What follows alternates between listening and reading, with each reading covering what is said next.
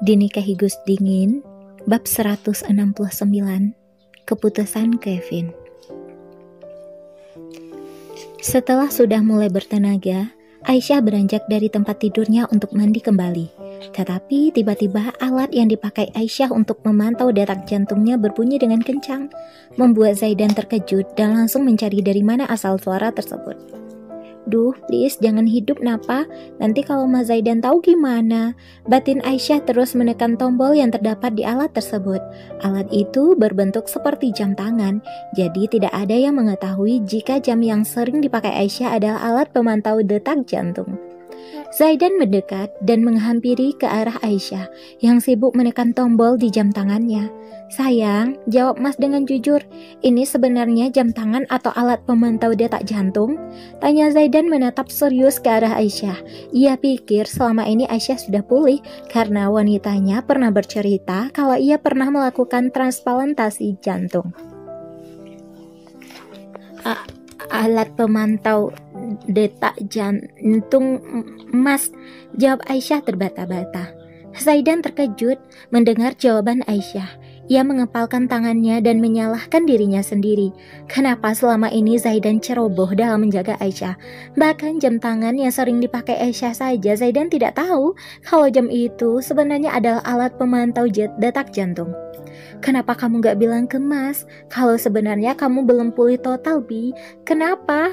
Kalau kamu bilang kita bisa menjalani pengobatan lebih dulu daripada program kehamilan," tanya Zaidan lirih. Ia benar-benar menyesal karena telah ceroboh menjaga Aisyah. "Karena selama aku hidup, aku gak akan pernah pulih, Mas," jawab Aisyah menundukkan kepalanya. Inilah yang ia takutkan jika Zaidan mengetahui tentang kondisinya. Pasti suaminya itu akan menyalahkan dirinya sendiri. Zaidan mengerjapkan matanya sejenak. "Terus kenapa kamu merahasiakan ini dari Mas? Sebenarnya apa yang terjadi, sayang?" tanya Zaidan menatap intens ke arah Aisyah. Ia juga mengajak Aisyah untuk duduk di sofa agar kakinya tidak sakit. Aisyah menundukkan kepalanya sebelum menjawab pertanyaan Zaidan. "Sebenarnya ada pembekuan pembuluh darah di otak aku, Mas. Itu resiko yang aku terima karena melakukan transplantasi jantung. Sebenarnya aku sering pusing. Itu bukan disebabkan oleh kehamilan aku, tetapi karena pembekuan pembuluh darah itu, Mas," jelas Aisyah lirih. Sudah waktunya untuk jujur kepada Zaidan kalau selama ini ia juga sering dirawat karena melakukan operasi. "Astagfirullah, kenapa kamu gak bilang ke Mas?" tanya Zaidan menatap lekat manik mata Hazel milik Aisyah. "Karena aku gak mau Mas khawatir. Tapi sekarang udah gak apa-apa kok, palingan sistem imun tubuh aku aja yang akan berkurang, Mas. Dan satu lagi, aku mau minta sesuatu sama Mas, boleh?" tanya Aisyah dengan senyuman sendu di wajahnya. "Apapun yang kamu mau akan Mas penuhi," jawab Zaidan menggenggam erat tangan istrinya. Ia memberikan kekuatan untuk Aisyah agar tidak merasa sendirian. Ia ingin Aisyah selalu bercerita padanya tentang apapun. "Kalau suatu saat aku pulang lebih dulu, tolong jaga anak-anak kita ya, Mas. Aku gak tahu bakalan gimana ke depannya," ucap Aisyah meneteskan air matanya. Zaidan yang mendengarkan hal itu langsung memeluk Aisyah dengan erat. "Enggak, Mas gak mau jaga mereka sendirian. Kamu harus tetap berada di samping Mas," celoteh Zaidan dengan suara yang tercekat. Ia tidak ingin kehilangan Aisyah. Zaidan bertekad untuk menghubungi dokter jantung terbaik yang ia kenal. "Tapi Mas," Aisyah ingin memprotes ucapan Zaidan, tetapi Zaidan sudah lebih dulu menutup mulut Aisyah dengan jarinya.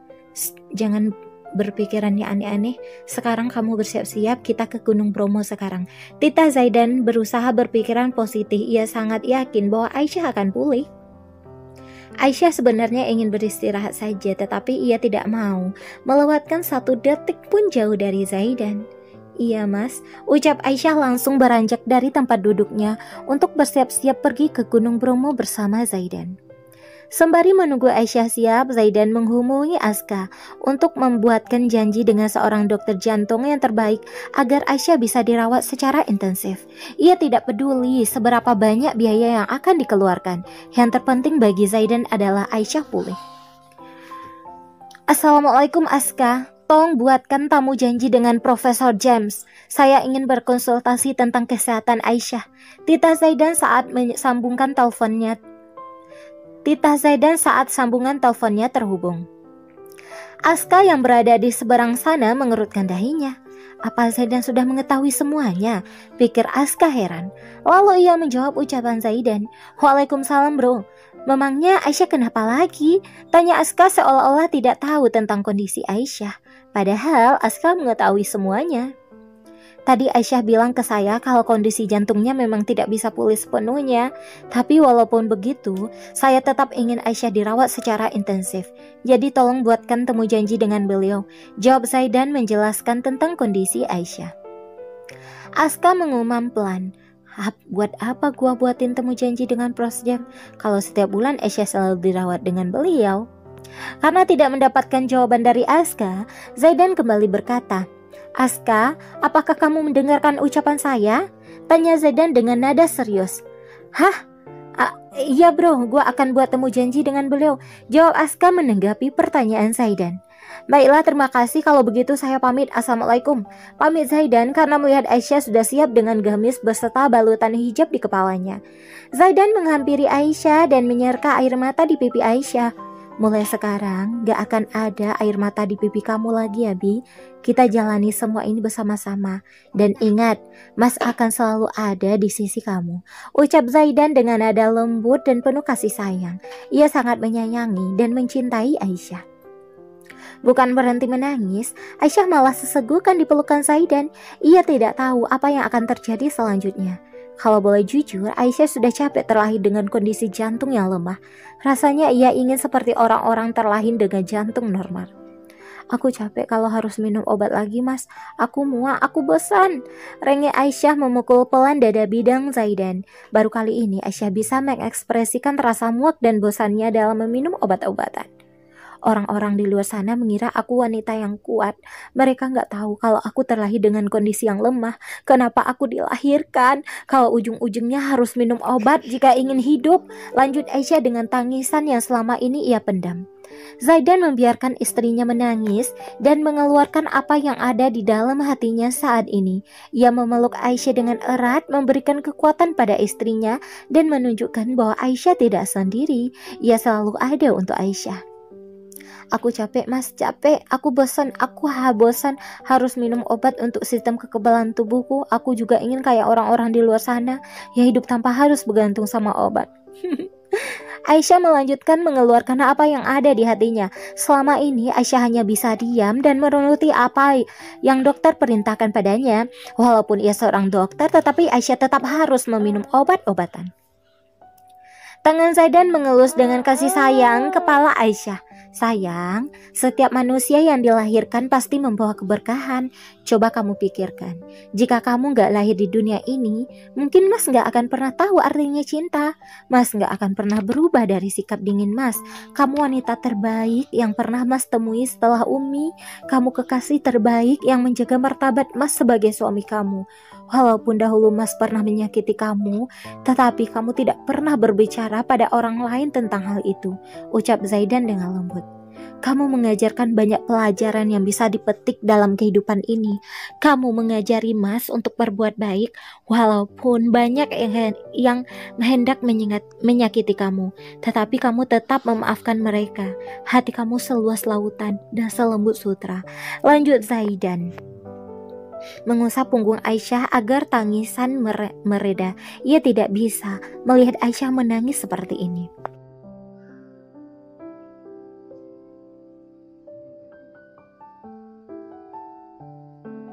Hati Zaidan tersayat karena melihat Aisyah menangis sesegukan. Sementara itu, di sisi lain, Kevin memutuskan untuk membatalkan rencana pernikahan dengan Cynthia. Ia paling tidak suka berurusan dengan orang yang tidak jujur tentang keluarganya.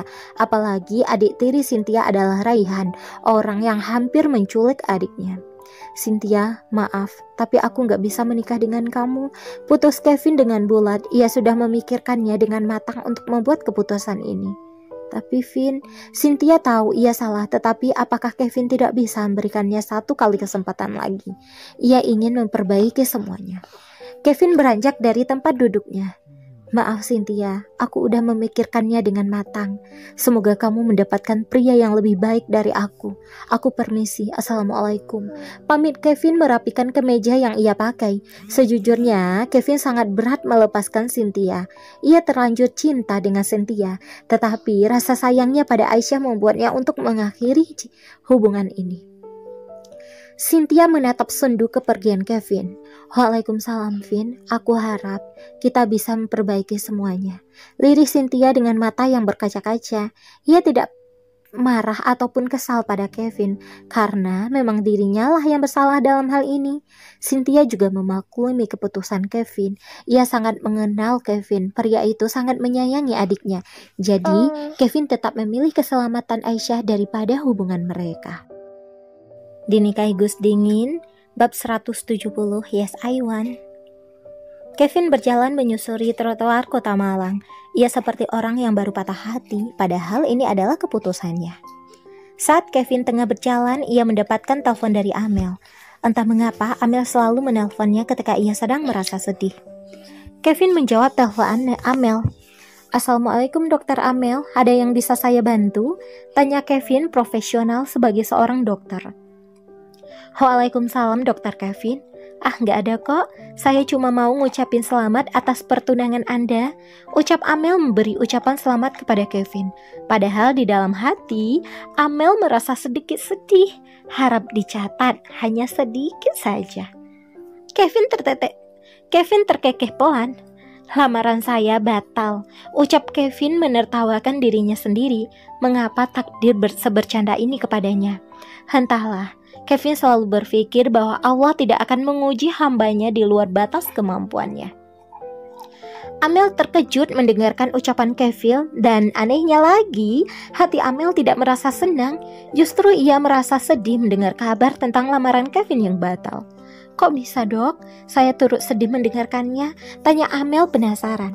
Tidak seharusnya Amel bertanya demikian, tetapi mau bagaimana lagi, rasa penasarannya sangat tinggi.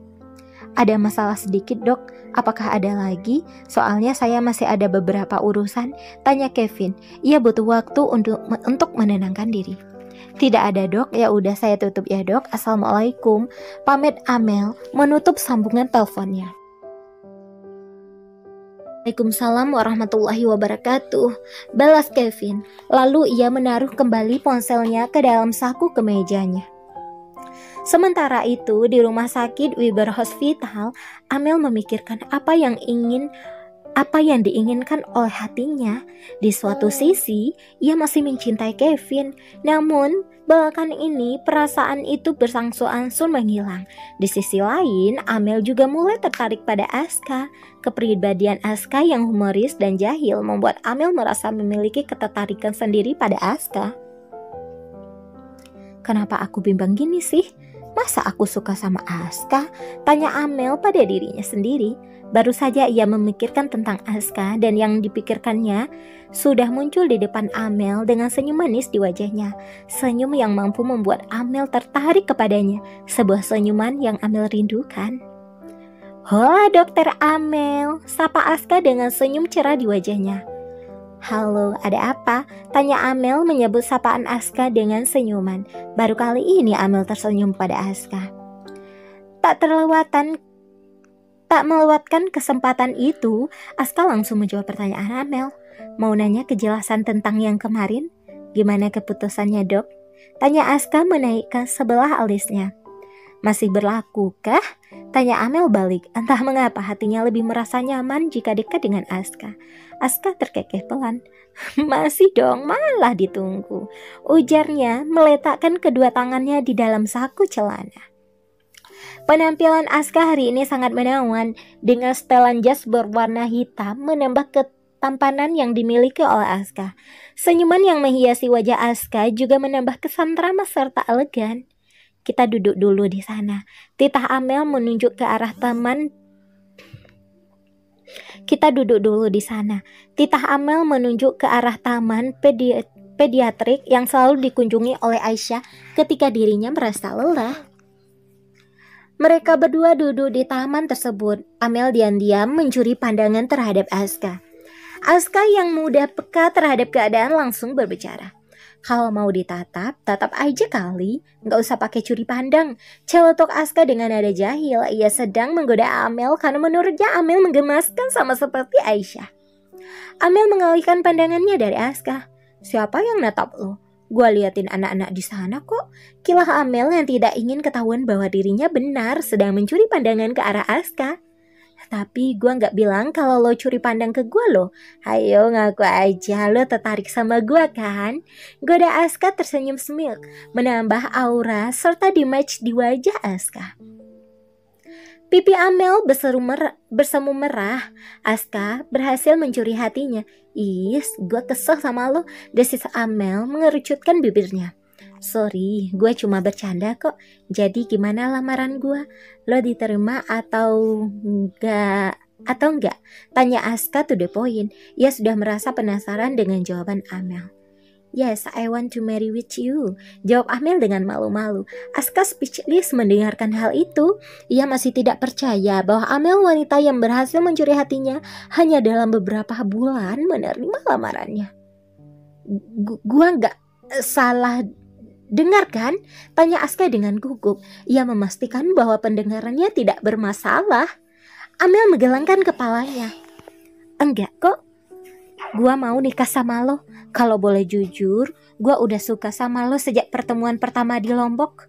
Tapi karena perasaan cinta gua ke Kevin membuat gua kurang yakin sama perasaan gua ke lo, ujar Amel menjelaskan perasaannya kepada Aska. Ia berani jujur karena Amel yakin bahwa Aska lah jodohnya. Oke, thank you. Gue akan datang ke orang tua lo untuk meminta restu. Tukas Aska dengan raut wajah gembiranya. Ia sangat bahagia karena Amel mau menikah dengannya. Tapi gue punya saran untuk lo, lanjut Amel dengan nada serius. Aska langsung menoleh ke arah Amel. Apa Mel? Tanya Aska, bersiap-siap mendengarkan syarat dari Amel. Lo harus nikahin gue 2 bulan lagi. Apa lo sanggup? Tanya Amel menatap intens ke arah Aska. Insya Allah gue sanggup. Besok kita ketemu orang tua lo. Dan gue juga harus memberi tahu semua ini pada Zaidan dan Aisyah. Jawab Aska meyakinkan Amel bahwa dirinya menyanggupi syarat dari Amel. Mereka berdua menatap ke arah langit yang sangat cerah. Mereka tidak menyangka bahwa sebentar lagi mereka berdua akan menjadi sepasang suami istri. Rasanya ini seperti mimpi bagi mereka. Sementara itu di Malang, Zaidan dan Aisyah sedang melangsungkan photoshoot dengan view Gunung Bromo. Zaidan ingin mengabadikan momen ini. Fotografer yang sudah disewa oleh Zaidan merasa senang karena kliennya sudah terbiasa berpose dan tidak terlalu banyak mengarahkannya. Setiap jepretan menghasilkan angel yang indah dan enak dipandang mereka. Visual keduanya menambah kesan indah dan elegan di foto tersebut. Sayang, kamu suka gak?